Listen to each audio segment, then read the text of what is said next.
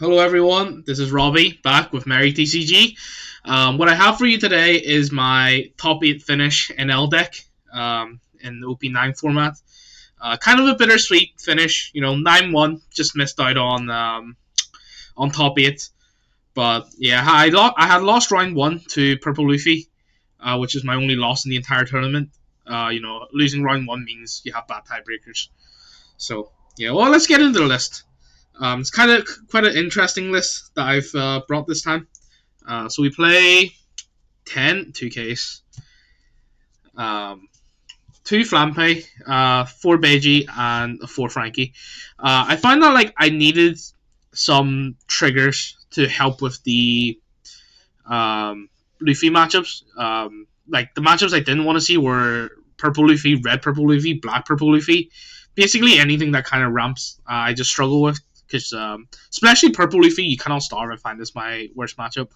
Only 2 Flampe. I did miss this card a little bit, but to help with some of the bad matchups and to increase the consistency of Darashi, I had to up the Frankies. I'll talk more about the maths behind Darashi later and the ratios I'm playing, so Darashi doesn't really miss, but yeah, I'll get into the maths down the line.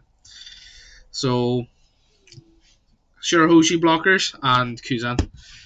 Um, these are kind of pretty essential. This is really good against basically everything that you can starve. And Shirahoshi blocker is super good against Blackbeard, super good against Shanks. Um, yeah. This Kuzan's like a custom card. But people have learned to kind of play around it, so I did cut it down to try to make room for tech cards. And I am playing 3 one-offs. The weird one probably being Charlotte Cracker. The reason I would play Charlotte Cracker is mainly for all the Luffys. If you can trigger this against the Luffy, you basically essentially I think you win the matchup on the spot. Triggering this against especially Purple is really really strong. And Shirahoshi, I wanted to play 2 cards that I don't want to see in my hand, but I want to see in my life. Any more than that, I found it was a little bricky. Both cards also searchable off Darashi. I think I hard played this Cracker once, did not stick. Removed straight away. Did trigger it a couple of times. See it in my life. Only time I didn't see it was when I needed it against the Purple Luffy round 1. I had a very bricky hand. Lost the dice roll, so it's a little rough. And a 5-cost Sabo. This is like an extra copy of Nami. Like a better copy of Nami for especially the Purple Luffy matchup. Also extra copies against Doflamingo, in case you brick and don't see anything. I actually really enjoy this card. Being a 6k body, you can trade into Red Purple Luffy by pretty well. Where something like Nami needed 1 Dawn investment to swing at him. Very standard, 4 Garatsu and 4 Nami. Nothing really needs to be said. Mandatory 4-os. 2 copies of Lucy. Everyone is actually on this card at the moment. I don't want to be that guy, but I'll have it pop up on screen. I've been playing this since OP7, and this card's just amazing. I've explained this on the channel multiple times, and yeah, you cannot play the deck without it.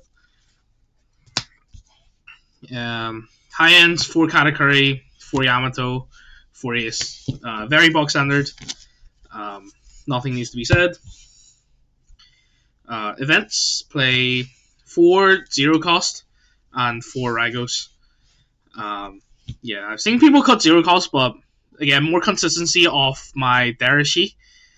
And this Kingdom Come is just amazing card, amazing trigger, kills anything, and you need it against Shanks. And 2 Darashi.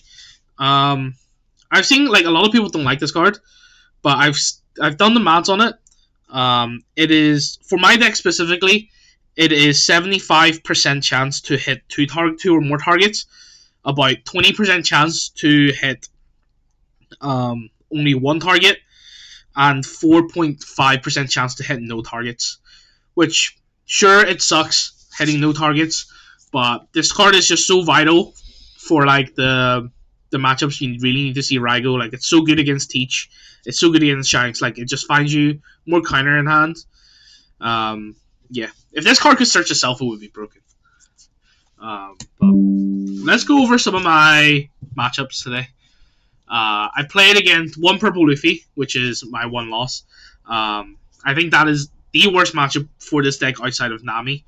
Every other matchup is doable. I think Teach is way more doable than Purple Luffy because you can starve Teach, and I find that really hard to play against Purple Luffy in general. I need to see my perfect curve, like Nami, Sabo, maybe trigger like a Frankie or a Cracker into categories and into spammy assists.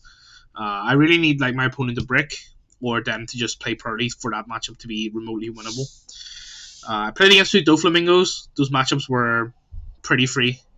Doflamingo against Enel. The reason you play this deck is to hit Doflamingos. I expected to hit a bit more, but it is how it is. I think I played against one Bonnie and one Lucci. The Lucci matchup is interesting. He was starving me, so I could not drop my Raigo on the Jack. But fortunately, I did have like one Flampe, so I only went neg one. I think I came to a point where he had like 4 cards in hand, and he had like a Hina and Brook on field. That turn, I just played like double Kuzan to bottom life his things, and then eventually he ended up with 2 cards in hand, and then he just lost out on the grind game, like could not remove anything. I do like holding that Kuzan in my hand for Lucci specifically. It really like messes them up on what they want to be doing down the line. It messes their plan up. As I played against 2 Shanks. The first Shanks went pretty smoothly. Second Shanks against 4s had a bit of a friendly fire in the tournament. Whoever won that match pretty much locked top 64. He drew the nuts. It was like multiple of the 2 cost Sanji, multiple of Dragon, and 10 cost. But fortunately, triggered a beige as he was going for game. Fun fact, I think like 2 rounds later, he played against another NL. Also got beiged twice as he was going for game.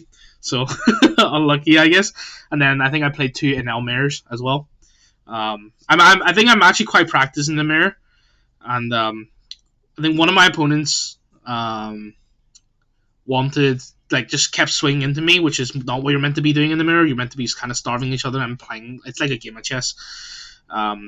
He swings at me and I could Raigo for free. My other opponent kind of misplayed a little bit, where I think I was able to Yamato pop one of his categories, where I think I even popped the 10 cost ace on him, and the game was kind of over from there. And I think it was a close game, but at one point I think he went and like Raigo'd and trashed like 3 or 4 life, which is rough. But yeah, this is my summary of the tournament experience. We've got more treasure cups coming up this week. This month. Maybe we'll run it back with Enel and try to hit a top 8 finish, but we'll see. What would I change to the deck? That Cracker was really, really good. I really wanted to find room to play 2 Hioris and a Momonosuke as well, but couldn't really because they were also like another tech cards that's good against Purple Luffy. And lastly, I got some shoutouts to Pan and Crazy Dylan for helping me play test. Always play test against different matchups. And the Cracker idea, I was heavily inspired. We were just playing one day, and he was like, "Oh, why don't you play Cracker? If you trigger against Pluffy, you basically win every time." I find that against Pluffy, if you trigger it, you basically win every time. And if you play Sabo on curve, you almost win every time. One of the interesting cards was this card, Burnblade. It kills Luffy Taro on curve. Briefly tested a wee bit, but wasn't great. Anyways, thank you guys for watching. Like and subscribe as always, and see you guys next time. Bye.